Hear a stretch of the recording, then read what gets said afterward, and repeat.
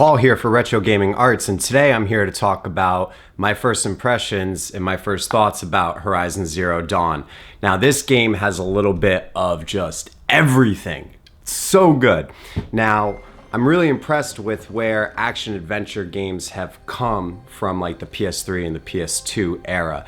They've just evolved, and just everything you wanted from an action-adventure game on the PS3, you get all of those things on the PS4.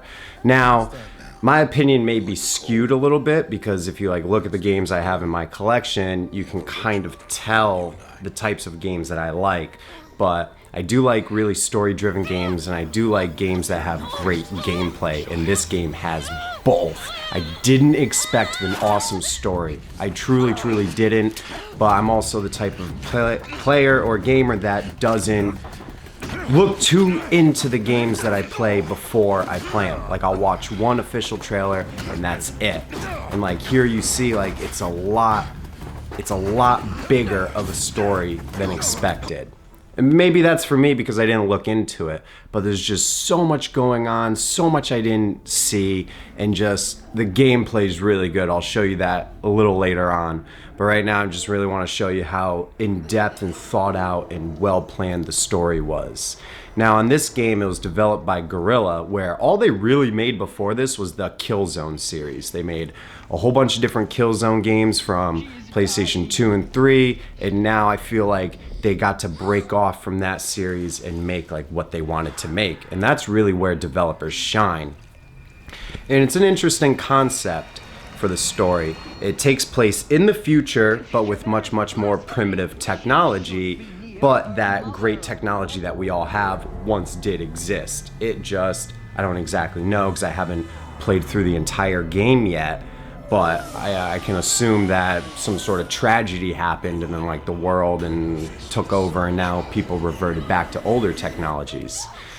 And like I said, as you saw in the very beginning, Aloy was a baby, and then there's this guy, and it transitions. It's like her journey through life, and as she becomes this hunter, and now she becomes a seeker.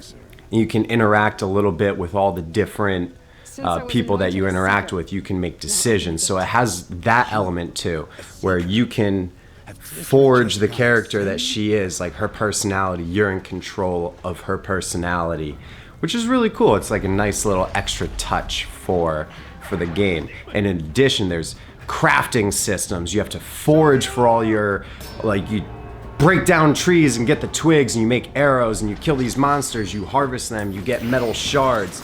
There's just so much to it.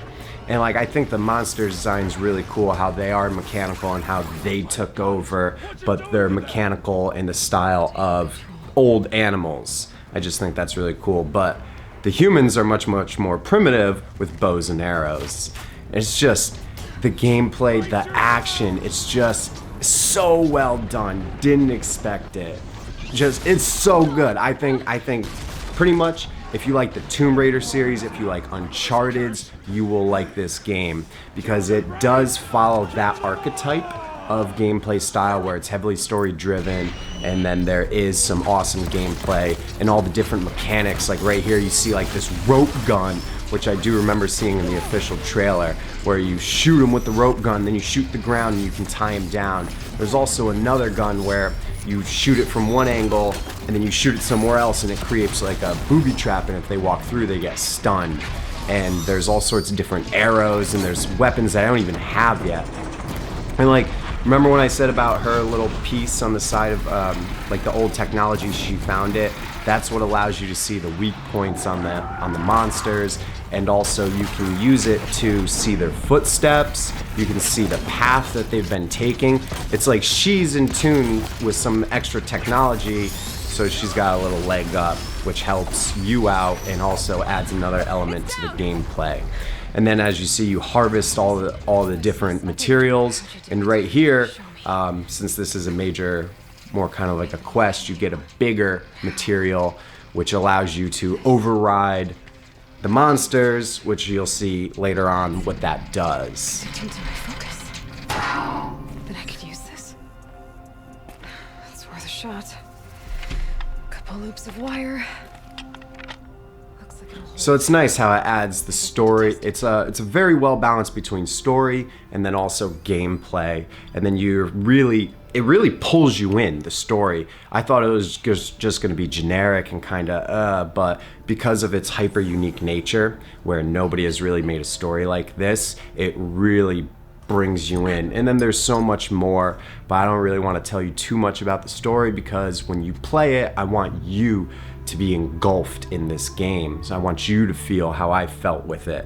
So I don't want to tell you too much, but I want to give you some insight. So if you're thinking, do I want to go and spend 20 some odd hours and however much money this game costs to go and play it, like if you're trying to figure out if it's worth it, it is. It is. It really, really is. And like here you see she's using that little piece of technology, and she gets to see other visions throughout, I don't know, time or whatever. It hasn't fully explained it to me in full depth, but this is just what I gather and what I'm grabbing from it. And it's cool. You get to see the other, like an additional side. It adds depth. It adds character development. You can really feel her struggle of what she's going through based upon what she's learning as she's learning. I'm guessing she's probably only like a late teenager, early 20s by this point in the game. You already saw her transition from a child up to here briefly. It was kind of like a tutorial aspect of the game. It was that's kind of what it was, where it was teaching you about the game and then also showing you like the beginning at the same time. So they kind of killed two birds with one stone. It was done very well. And then she is an outsider, which whatever that means for whatever reason, and she's getting a little bit more acquainted with the tribe. And then this is one of like the heads of the tribe, and she's showing her around. Oh yeah, and here before I was talking about that rope gun, and then I forget what it's called, but the little thing that you found before, the overrider, where you attach it to your spear and you get to override machines, and actually you get to take control of the machine because you overrided its hardware or whatever in the game, and then you get to now mount certain machines based upon the fact that you overrid it. And I'm sure later on in the game you can override other machines and do other things, but so far I didn't expect this either. I didn't see it coming. The fact that I was going to be able to ride these machines to traverse this huge land was really good.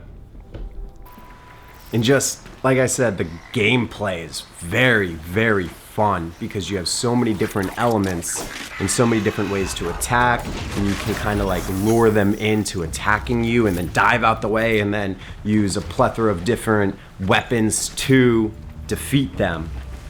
And you can kind of play it any way. You could stealth this whole game. You could just straight run in commando and just go at them. And it's all for your gameplay. It doesn't force you to play the way the game wants you to play. A little bit, but like not really. Not as much as other games where you have to be stealth or you have to Rambo it.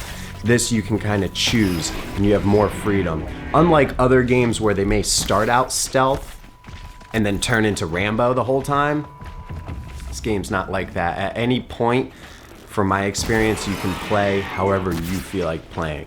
In some situations, I just Rambo all the time, and then others, I'll be like, yeah, I feel like sneaking around and taking this one slow and going undetected. You can do that.